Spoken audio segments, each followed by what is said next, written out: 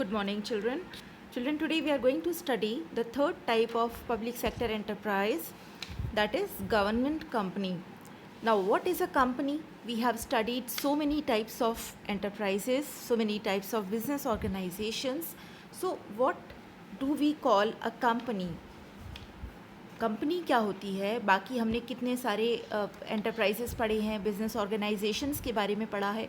Company exactly किसे कहेंगे? Company is an organisation which is established under companies act 2013 और before.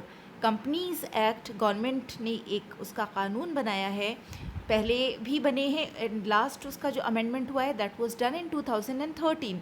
So under that, or even the ones which were established before that under different other companies acts. So these kind of organizations which are established, which are ruled, which have to follow the provisions laid down in Companies Act 2013 or before, they are called company, right? And they are different from other organizations because they have a separate legal entity.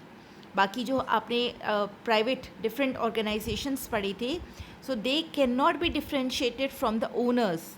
There identity is same usually. But company को अगर आप companies act से कोई आपकी firm register कर रहे हैं, it is going to have a separate legal entity. इसकी अपनी बोरोइंग पावर होगी, मनी बोरो कर सकती है ये, चाहे वो पब्लिक से करे या गवर्नमेंट से करे या बैंक से करे, तो इसके पास अपनी वो पावर होगी. And that will be done under the name of the company, not under the name of the owner. So let's now study more about government company. Let's see its features, it's merits and demerits.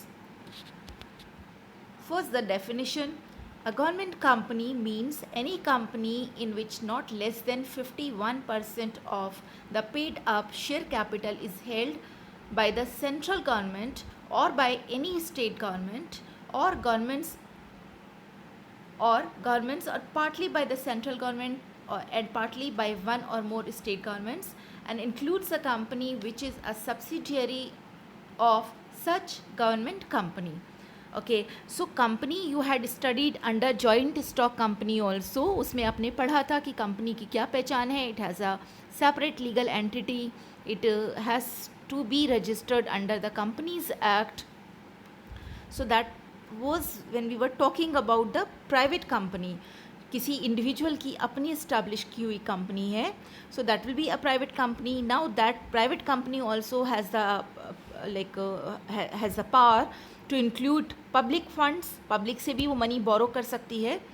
But here government company हम किसे कहेंगे? A company in which 51% of the total paid up share capital is held by the government. किसी company में 51% share अगर government के लगे हुए हैं, गवर्नमेंट के पास हैं किसी कंपनी के 51% और मोर, अगर गवर्नमेंट के हैं, so that company will be called a government company. अब ये government company can be established by the central government और बाय एनी स्टेट गवर्नमेंट. अगर किसी स्टेट में स्टेट गवर्नमेंट ने भी अपनी कोई कंपनी इस्टेब्लिश की हुई है या किसी कंपनी में 51% या उससे ज़्यादा शेयर्स जो हैं वो गवर्नमेंट के हैं, तो उसे हम गवर्नमेंट कंपनी कहेंगे. These type of companies they can be formed either by central government और बाय स्टेट, और दे can even be formed jointly. Centre और स्टेट मिलकर भी कोई ऐसी कंपनी इस्टेब्लिश कर सकते हैं. And even public fund can also be included in that. Like 51% shares या उससे ज़्यादा तो गवर्नमेंट के हो गए, और बाकी पैसा पब्लिक के फंड्स भी, शेयर पब्लिक भी उसमें शेयर होल्डर हो सकती है. Then if publics money, publics funds are involve in any such company, we call it a public company. और अगर सारा पैसा, सारा जो फंडिंग है that is done by the government only, that may be central government और the state government, but वो government का है टोटल, उसमें सारे शेयर्स गवर्नमेंट के पास है, so we call that type of company a private company. You need to understand this word public. अगर कहीं भी किसी चीज़ में पब्लिक आ रहा है, इट मीन्स कि पब्लिक का पैसा उसमें लगा है in the form of shares. So अगर गवर्नमेंट ने भी कोई कंपनी इस्टेब्लिश की है, उसमें भी अगर वो पब्लिक से शेयर्स पब्लिक को देती है, पब्लिक के पास उसके शेयर्स हैं, पब्लिक शेयर होल्डर्स हैं, तो we call it a public company. And अगर वो चाहे किसी पूरे गवर्नमेंट की बनाई हुई है तो we call it a private company, और अगर किसी इंडिविजुअल की भी बनाई हुई है, उसमें पब्लिक का कोई पैसा नहीं लगा है, then also we call it a private company. So you don't need to get confused कि हम पब्लिक, अगर गवर्नमेंट की पूरी सारा पैसा गवर्नमेंट का है, पब्लिक की कोई फंडिंग नहीं है, तो भी हम इसको पब्लिक कहेंगे? No, we have to call it a public company only when public funds are invested in the form of shares. Okay, let's now see the features, the characteristics of a government company. First one is incorporation. How such companies are incorporated? I told you they are established under the Companies Act. Government का जो एक Companies Act है, the 2013, the latest one, under that or the ones established before, जो उससे पहले के act थे उसके अंडर अगर कोई इस्टेब्लिश हुआ है, so these government companies they are incorporated by companies act. Separate legal entity. Separate legal entity, I hope you are clear about this term now, because आप हर टाइप की कंपनी में इसको पढ़ रहे हैं, तो इसमें you should be clear that it has a separate legal entity, means इसका एक सेपरेट एग्जिस्टेंस है. They are not recognized by the board of directors, they are not recognized by the owners, they have their own. अपने नाम पर company कुछ money borrow कर सकती है, अपने नाम से अगर किसी पर केस करना है, if it has to sue any of the stakeholder or any other company, then it can be done under the name of the company. इसमें किसी बोर्ड ऑफ डायरेक्टर या किसी और के नाम से नहीं होगा, इसी के नाम से होगा. And similarly, if somebody has to sue a company, if there is some like legal matter involved, और किसी को कंपनी को sue करना है, तो वो भी कंपनी के नाम पर करेंगे, किसी इंडिविजुअल के नाम पर नहीं करेंगे. So that means it has a separate legal entity.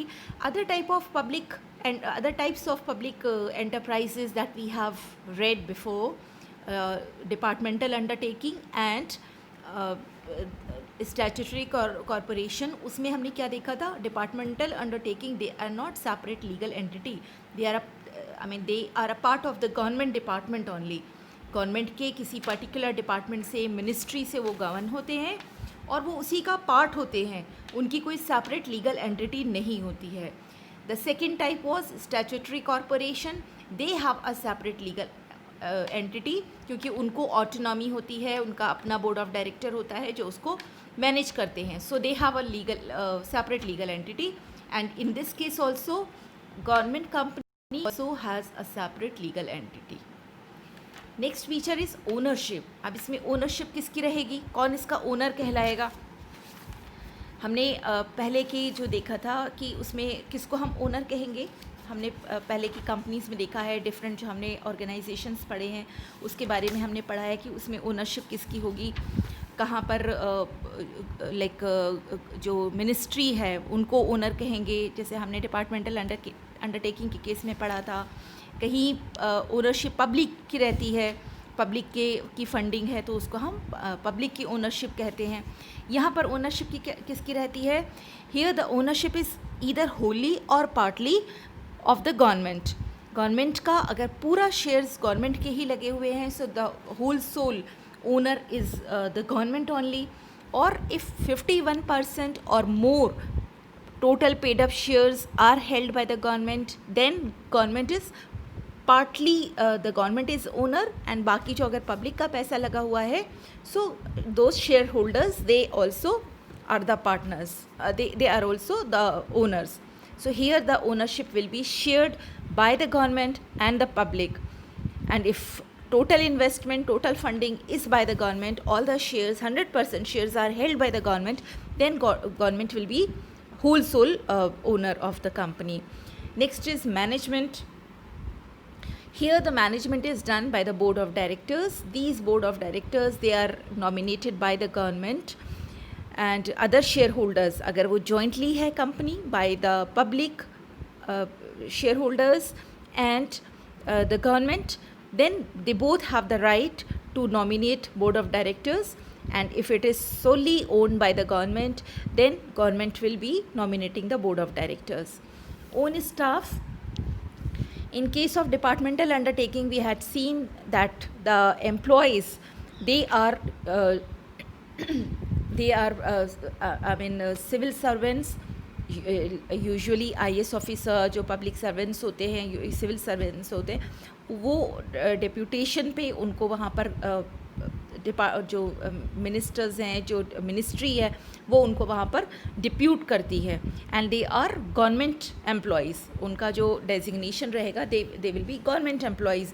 उनकी जो सैलरीज भी, जो उनके रेम्यूनरेशंस भी होंगे, they will also be done by the government. Statutory corporation में हमने क्या देखा था कि their management is governed by the board of directors who are nominated by the government. Government एक बोर्ड ऑफ डायरेक्टर्स बनाएगी और वो मैनेजमेंट देखेंगे. They will not be called government servants, they will not be called government employees. वो एक private उनका रहेगा, management रहेगा. And similar case is here also. इसमें भी जो स्टाफ है वो they are not government employees, they are not government servants. Their appointment and service conditions are independently decided by the government itself, but they are not governed by civil service rules. जो इनके जो इसका staff, जो इसके employees का appointment जो होगा, that will B done by the government, क्योंकि एक गवर्नमेंट कंपनी है, गवर्नमेंट का ही इसमें मेजर शेयर कैपिटल है. तो इसमें जो अपॉइंटमेंट्स होंगे वो गवर्नमेंट ही करेगी, but they will not be called government employees, क्योंकि उनका जो पेमेंट होगा, जो उनका रेम्यूनरेशन, उनकी सैलरीज आएंगी, वो गवर्नमेंट की तरफ से नहीं आएंगी. वो इनका अपना जो बोर्ड ऑफ डायरेक्टर, अपना मैनेजमेंट होगा, जो इनके रेवेन्यूज़ जनरेट होंगे, तो इनको फिनेंशियल ऑटोनॉमी रहेगी, उसमें ऑपरेशनल फ्लेक्सिबिलिटी रहेगी, वो उसको खुद ऑपरेट करेंगे. तो उसमें their staff will not be called government employees. Next is financial autonomy. Under 3 types of public enterprises, we are seeing that each one has a different type of financial setup. Public departmental undertaking, we have seen that they do not have any financial independence. बहुत rigid उनका bureaucratic rule उन पे total चलता है. जो revenues भी जो develop होते हैं, जो जनरेट होते हैं, दे गो इनटू गवर्नमेंट ट्रेजरी. अपना कोई कंट्रोल नहीं है, जो आप बजटिंग अपनी खुद से नहीं कर सकते. जो मिनिस्ट्री की तरफ से जो मिनिस्टर्स और ब्यूरोक्रेट्स जो उनका एक फिनेंशियल सेटअप तैयार करके देंगे, उसी के अंडर उनको पूरा ऑपरेशन करने हैं, सारे उसको फंक्शन करना है. सेकेंड टाइप में हमने क्या देखा था, स्टैट्यूटरी कॉरपोरेशन में we had seen that they enjoy financial independence. उनका अपना रहता है, जो भी उनके रेवेन्यूज़ जनरेट होंगे वो उनको इंडिपेंडेंस होगी अपनी बजट बनाने का, अपने लाइक इन्वेस्टमेंट का, अपने एक्सपेंडिचर्स का, उनके हाथ में खुद कंट्रोल रहेगा. इसमें गवर्नमेंट कंपनी में भी वही चीज़ है. यहाँ पर भी जो होगा, they have total financial control at their discretion. They enjoy borrowing powers. इनके पास ये भी पावर होती है कि वो कहीं से पैसा बोरो भी कर लें अपने एक्सपेंशन के लिए, अपना like to achieve economy of scale. They can even borrow the money from different bodies. They are not subject to budgetary, accounting and audit controls. Like we had seen in the previous type of public enterprises, in case of departmental undertaking, we had seen that they are under rigid bureaucratic rule.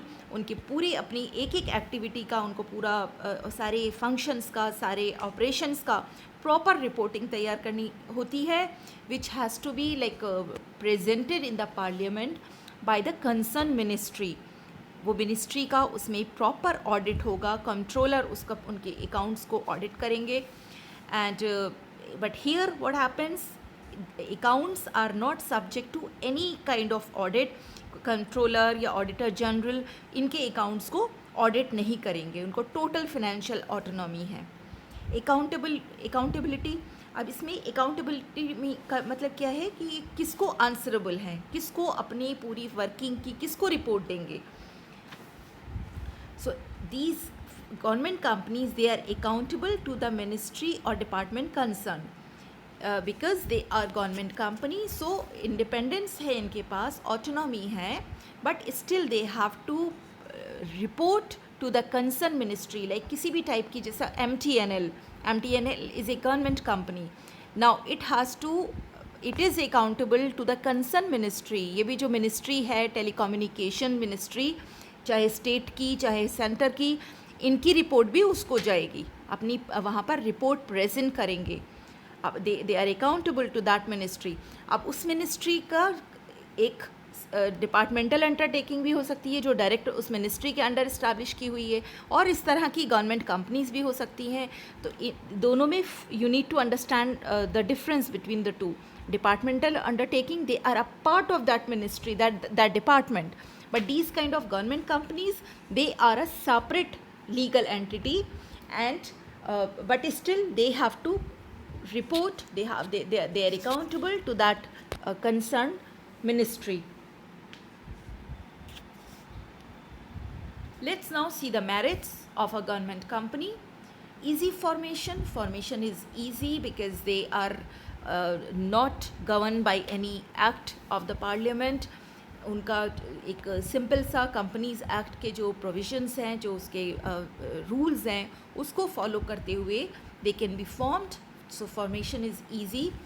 Internal autonomy, these are free from bureaucratic rule. जैसे हमने देखा था कि departmental undertaking में very rigid एक वहाँ पर red tapism जो हमने टर्म पढ़ा था, जिसमें ये था कि वेरी रिजिड ब्यूरोक्रेटिक रूल उसको गवर्न करता है, उनके ऑपरेशंस को. खुद उनको कोई फ्लेक्सिबिलिटी नहीं है, किसी तरह का उसमें अपने से चेंज नहीं कर सकते. So here it has no bureaucratic rule. They have like independence, operational flexibility है, and it is a separate entity and autonomous body. Next is flexibility of operations. The objects, powers and organizational setup of a government company can be altered easily. जैसे in the previous type of public enterprise was statutory corporation, उसमें हमने क्या देखा था कि they have autonomy, but उसमें कोई जो amendment नहीं कर सकते. When the act has been passed by the parliament ने कोई act पास किया है जिसके अंडर उनका establishment होता है statutory corporation का, तो उस act में जो जो rules बना दिए गए हैं, जो उनके powers, उनके objects एंड उनके फंक्शनिंग से रिलेटेड जो भी वहाँ पर गवर्निंग रूल्स एक बार लिख दिए गए हैं उस लॉ में, उसमें फिर कोई चेंज नहीं हो सकता. If some amendment is required, then it has to follow a proper legal procedure. उसको वापस उसी तरह जैसे दोनों हाउसेस में पार्लियामेंट के दोनों हाउसेस में उसको करके किया जाता है, उसको पास किया जाता है, उसी तरह का फिर उसको रूल फॉलो करेंगे दोनों हाउसेस से. वो अमेंडमेंट के लिए भी वो पूरा पास कराएंगे और तब जाकर उसको अप्रूवल मिलेगा, तो उसमें कोई ऑल्ट्रेशन हो सकता है. बट यहाँ ऐसी कोई कंडीशन नहीं है. यहाँ पर कोई किसी लॉ या उनको कोई ना मिनिस्ट्री गवर्न कर रही है, डायरेक्ट नहीं गवर्न कर रही है. लाइक उनकी रिपोर्टिंग तो है, उसे अकाउंटेबिलिटी है, बट डायरेक्ट ऐसा नहीं है कि उनके पूरे किसी मिनिस्ट्री के या उसके कंट्रोल में है.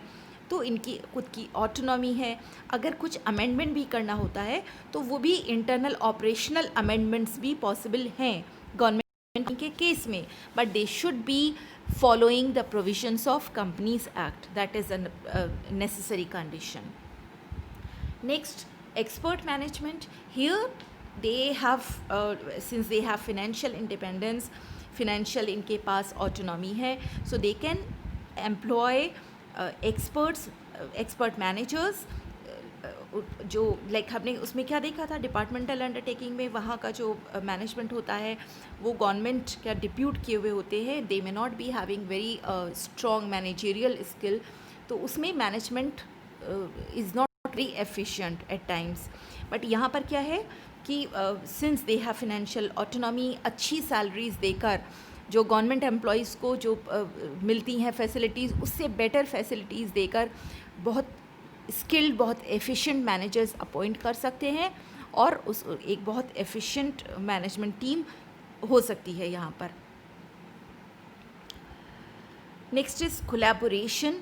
Now, what is like in case of departmental undertaking, we had seen that they have very strict, very rigid control, bureaucratic control. Second type में क्या था, statutory corporation, they enjoy full autonomy, अपना उनका पूरा setup होगा, उसमें कोई किसी का इंटरफेरेंस नहीं होगा.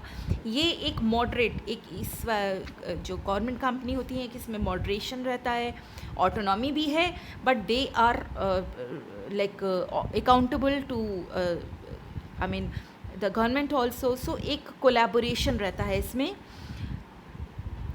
It is a good compromise between the rigid departmental undertaking and completely autonomous public corporation. So it permits blending of private initiative with public interest.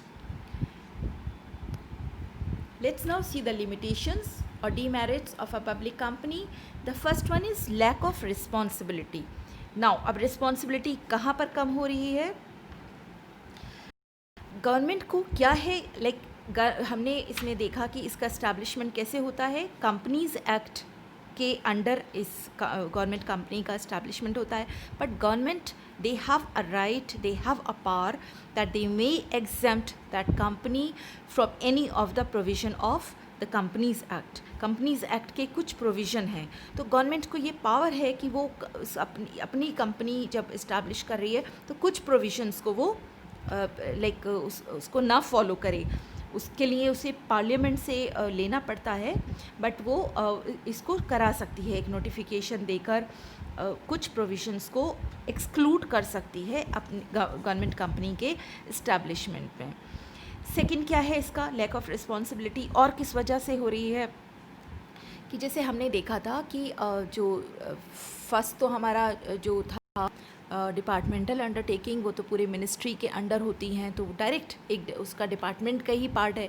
Second जो था स्टैट्यूटरी कॉरपोरेशन, वो भी उसके लिए भी एक स्टैट्यूट लॉ, रिटन लॉ हमें government से, पार्लियामेंट से, लेजिस्लेटिव बॉडी से अप्रूव कराना होता है, उसके बाद जाके उसका फॉर्मेशन होता है. बट यहाँ ऐसा कुछ नहीं है. यहाँ पार्लियामेंट को कॉन्फिडेंस में लिए बगैर कंपनीज़ एक्ट के प्रोविजंस को फॉलो कर रहे हैं, या अगर पूरी तरह नहीं भी फॉलो कर रहे हैं, कुछ प्रोविजंस को एक्सक्लूड भी कर दिया है गवर्नमेंट ने, और अपने हिसाब से कोई कंपनी इस्टेब्लिश कर दी है जिसमें पार्लियामेंट का कोई अप्रूवल नहीं है, तो उनको एक ज़्यादा हाथ में पावर रहती है जिसका वो मिसयूज़ भी कर सकते हैं. सेकंड क्या है कि इसके अकाउंट्स जो हैं वो उसकी कोई ऑडिटिंग नहीं होती है, तो फिर उसमें मिसहैंडलिंग के चांसेस हैं. लाइक ऑडिटर जनरल या कंट्रोलर जो है वो इनकी अकाउंट्स की ऑडिटिंग नहीं करते हैं. So there is a chance for the management to show lack of responsibility. बहुत जैसे हमने फर्स्ट डिपार्टमेंटल अंडरटेकिंग में इतना ज़्यादा स्ट्रॉन्ग, इतना रिजिड कंट्रोल रहता है कि जो मैनेजमेंट है वो बाकी चीज़ों में लाइक कोई अच्छे से नहीं, अपना मैनेजेरियल फंक्शंस नहीं अच्छे से परफॉर्म करते, क्योंकि उनके पास इतना पेपर वर्क रहता है, इतनी रिपोर्ट्स प्रिपेयर करनी रहती है कि their attention is diverted.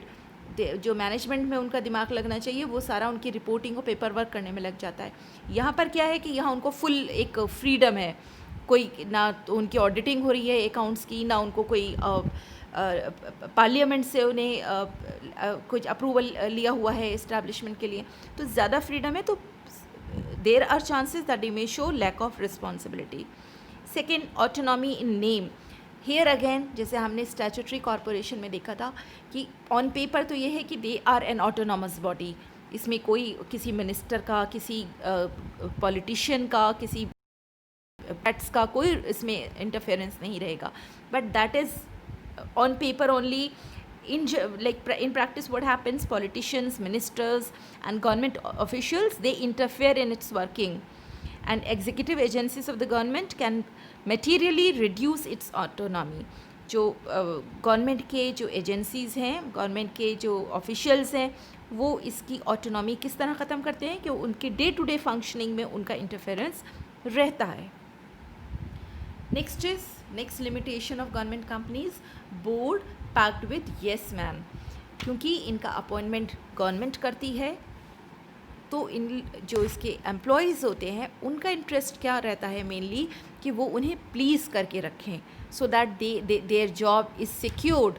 So they usually become yes man. जो गवर्नमेंट जैसे चाहेगी बोर्ड ऑफ डायरेक्टर उनको इंडिपेंडेंस है, they I mean they enjoy autonomy, but still they are usually yes man type people.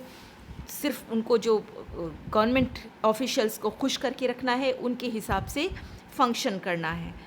सो जो कंपनीज़ की development है, जो उसकी एफिशिएंसी है, वो फ़र्क पड़ता है क्योंकि उसमें हाई सैलरी पेड मैनेजमेंट को एम्प्लॉय तो कर लिया है, बट वो अपने स्किल दिखाने के बजाय वो गवर्नमेंट ऑफिशियल्स को खुश करके उनके हिसाब से एक तरह से उनके हाथ के लाइक पपेट बन के वो काम करते हैं. So that again is a limitation of this company. So this is all for today. Have a nice day.